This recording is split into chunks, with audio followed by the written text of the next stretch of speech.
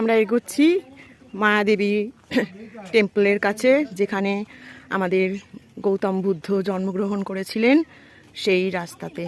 একটু দূর, আর গরম ভীষণ, যেজন্য অনেক সকাল সকাল বেরিয়েছি, তাও রোদ্দুরে ভীষণ কষ্ট।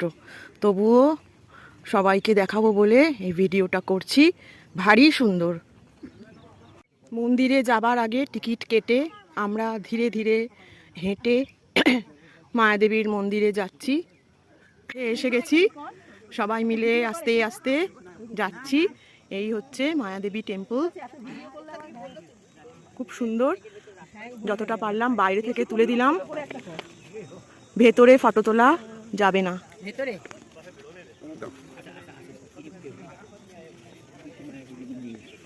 মন্দিরে প্রবেশ করছি, একটু পরেই ক্যামেরার অ্যালাউ করবে না।